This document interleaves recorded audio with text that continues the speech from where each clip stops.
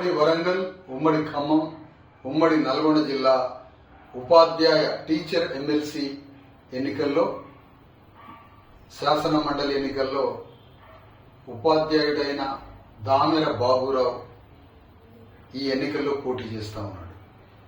ఆయనకి ధర్మ సమాజ్ పార్టీ తరపు నుండి మరియు బీసీఎస్సీ ఎస్టీ రైట్స్ అండ్ రాజ్యాధికార సాధన చేసి నుండి సంపూర్ణ మద్దతు తెలియజేస్తున్నాం. ఈ సందర్భంగా ముఖ్యంగా దామెర బాబురావు ఒక అద్భుతమైన ఒక ఉపాధ్యాయుడు. అణగారిన వర్గాల పీడిత విద్యార్థులందరినీ తాను తీర్చిదిద్ది విద్యార్థులకి ఎంతో భవిష్యత్తు ఇచ్చిన ఉత్తమ ఉపాధ్యాయుడు. అలాంటి ఉపాధ్యాయుడు ఈ ఎన్నికల్లో పోటీ చేస్తున్నాడు ధర్మ టీచర్స్ యూనియన్ డిటియు నుండి.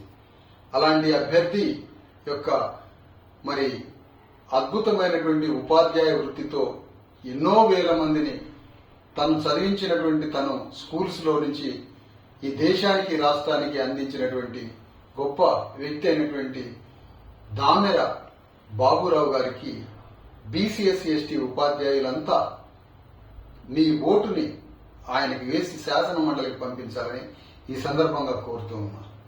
ఒక పక్కన అగ్రవర్ణ అభ్యర్థులు, ఆ అగ్రవర్ణ అభ్యర్థులు కాంగ్రెస్ పార్టీకి అనుబంధంగా ఉన్న పీఆర్టీయు, కమ్యూనిస్టు పార్టీకి అనుబంధంగా ఉన్న యూటీఎఫ్, వివిధ ప్రజా సంఘాలు, ఉపాధ్యాయుల సంఘాల తరపు నుంచి దాని నుంచి కొంతమంది అంతా అగ్రవర్ణాలే. ఒకరిద్దరు బీసీలు, అందులో ఒక ఆయన బీసీ పేరుతో మరి పోటీ చేస్తున్నాడు, కానీ ఆయన కూడా ఒక జూనియర్ రెడ్డి లాంటి వ్యక్తి. అలాంటి వ్యక్తి బలవంతంగా బీసీ వాదం పేరుతో ఒక జూనియర్ రెడ్డి, సీనియర్ రెడ్లు జూనియర్ రెడ్లు ఉంటారు, మరి అలాంటి జూనియర్ రెడ్డి అయినటువంటి ఒక వ్యక్తిని బలవంతంగా బీసీ వాదాన్ని ఆయన చుట్టి ఒక బీసీ నాయకుడిగా, బీసీ ప్రతినిధిగా చెప్తున్నారు. ఆయన బీసీ ప్రతినిధి కాదు. ఆయన ఆల్రెడీ ఒక ఎమ్మెల్సీగా చేసిండు. ఆ ఎమ్మెల్సీగా చేసిన కాలంలో ఏ బీసీఎస్సీ ఎస్టీ ఉపాధ్యాయుల హక్కుల కోసం పోరాడిన మనిషి కాదు. ఆయన ఉన్న పార్టీ 10 ఏళ్ల అధికారంలో ఉంది. ఆయన ఎమ్మెల్సీగా 5-6 ఏళ్లు ఉన్నాడు. ఆ టైంలో ఏ బీసీఎస్సీ ఎస్టీ ఉపాధ్యాయుల కోసం ఏనాడు వాళ్ళ కోసం పోరాడిన జాడలేదు. ఇప్పుడు ఆల్రెడీ ఉన్న సిపిఎం అనుబంధ యూటీఎఫ్ నుంచి ఒక టీచర్ ఉన్నాడు, ఆయన ఎమ్మెల్సీ అయ్యాడు. ఆయన సీనియర్ రెడ్డి. ఆ రెడ్డి కూడా ఏనాడు బీసీఎస్సీ ఎస్టీ ఉపాధ్యాయులకి చేసిన వాడు కాదు. పీఆర్టీ నుంచి 4 రెడ్లు, వాళ్లతోటి కూడా ఏమీ అణగారిన వర్గాలకు ఉపయోగం లేదు. ఇట్లా పోటీ చేస్తున్న ఈ తరుణంలో వాళ్ళని ఢీకొనడానికి పీడిత సమాజం నుంచి, దళిత సామాజిక వర్గం నుంచి పోటీలో ఉన్నటువంటి దామెర బాబురావు ఈ ఎన్నికల్లో పోటీ చేస్తున్నాడు.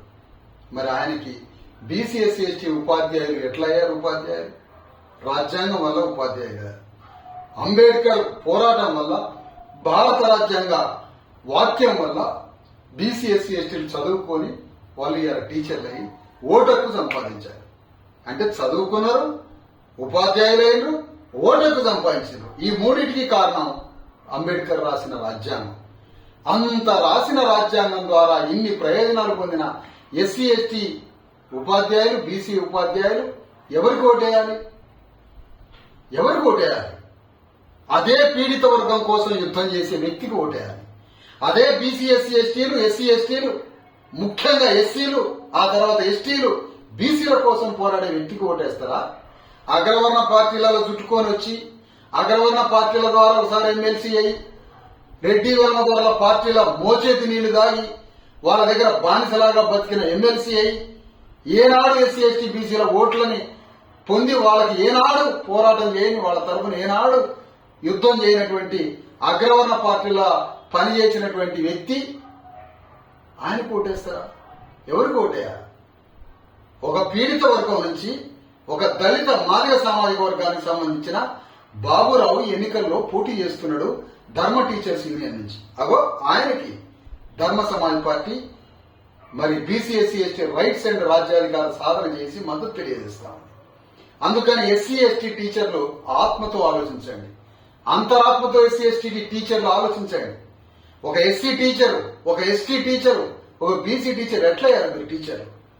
ఈ వ్యవస్థతో ఢీకొని ఏ గ్రామంలో అయితే అగ్రవర్ణాలు ఉన్నారో అలాంటి అగ్రవర్ణాలే కదా మనకు చదువు రానియకుండా చేసింది.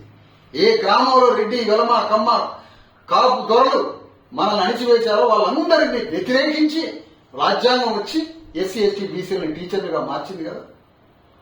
వాళ్ళకి విద్యను చదివే అవకాశాన్ని ఇచ్చి వాళ్ళని టీచర్లుగా మార్చి వాళ్ళకి ఓటు హక్కు ఇచ్చింది కదా ఈ రాజ్యాంగం. మరి ఆ రాజ్యాంగాన్ని అనుసరించే దాని వారసుడికి ఓటేస్తారా, ఆ రాజ్యాంగాన్ని కాలు రాసే వాళ్ళకి వేస్తారా?